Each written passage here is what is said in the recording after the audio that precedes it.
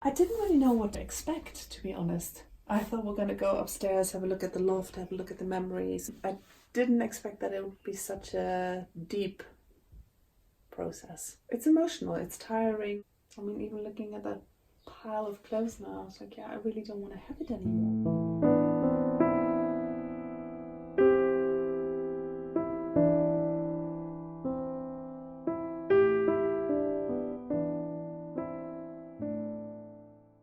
Why do we keep on buying things?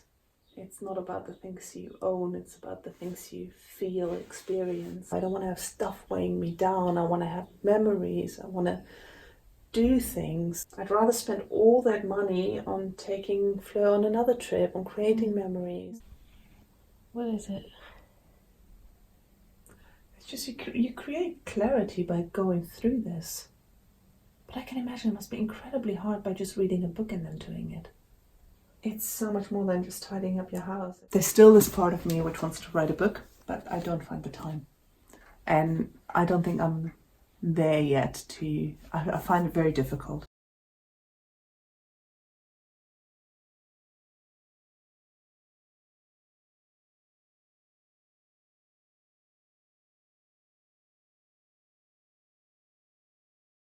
I've been very good at tidying and sorting through things and creating that space, but I can't touch that one section in the loft. Once I've done that and I've gone through that and I've created that memory box for Fleur, which is like this huge big thing I can't somehow get to, I feel that then I have space to create something new, different. It's kind of hanging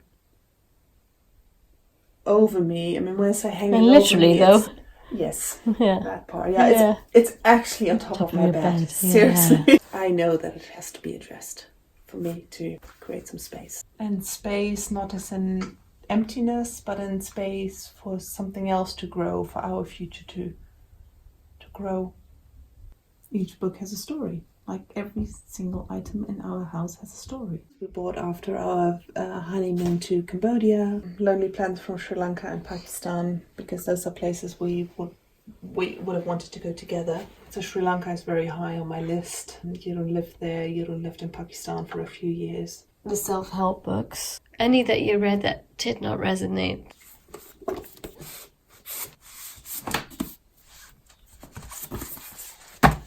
Quite a few. There's a lot of rubbish out there which didn't resonate with me. This is kind of my country. Jeroen got these when he was working in Afghanistan and in Pakistan, so I really like them. I put them here, but I think I want to have them back in the kitchen. Yeah. And this is actually still an old bowl when we lived in Nigeria. And a few other bowls. What I would do normally is get all the bowls out, put them on the table, for example. She goes and does it. This is not the right order. This is not the right order. I'll put them back in. This is what would happen. We bring everything that is then... In fact, bring everything out from the kitchen, you know? No. This does not happen very often, right? Where I come into someone's house and I open drawers and they look like this. Oh my gosh! I love it. Please give me a messy one. Come on, give me a messy one. We'll do a quick scan here and then see if what we're looking for when we look through the categories. Are any sentimental items that maybe have been hidden and put away to the back somewhere that you think, hey, it's good to bring this out and tackle? I'm never going to eat them. No. You told me the story just now that Jeroen got these. He brought them back from one of his trips. Yeah. And I never knew what to do with macadamia nuts. Eat them. Yes, absolutely. Never got around to doing it. But is it almost a sentimental item? You're laughing. What makes you laugh? What makes if you look, laugh? 2015 is definitely not more that you can eat it anymore.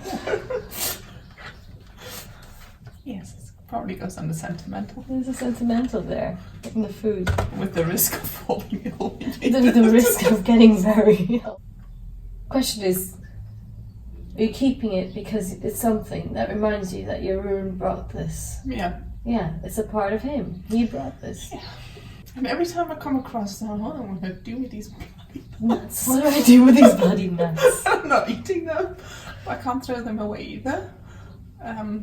So they're like 4 years past their sell-by date now. Hold them. Take them in your hands. Should we try them? I'm not trying. You can try. The thing is, they can't really vacuum. You know what say? They're vacuum. They can't go off. No. They're all right. Okay, let's try them. No. No. I don't feel like that. No, you're like, they're actually quite nice. Really? Have you ever had macadamia nuts? Actually, Yeah, and I actually quite like them.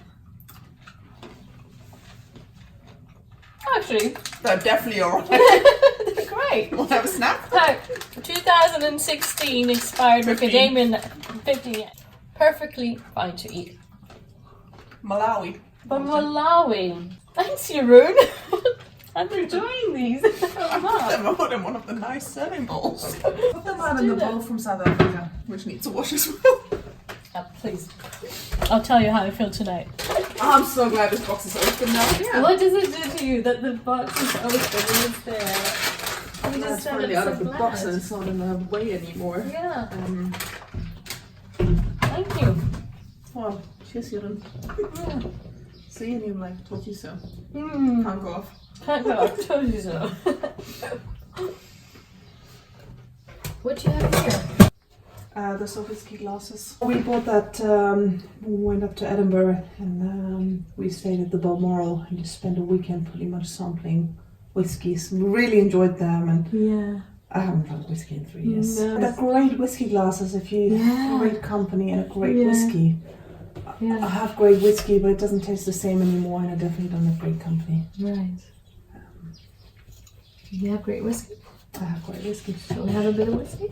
I'm always up for a bit of whiskey. Actually, on the memorial in London, I brought whiskey to the cremation, and we served whiskey at 11 o'clock in the morning. Yeah. So this is not too crazy at all.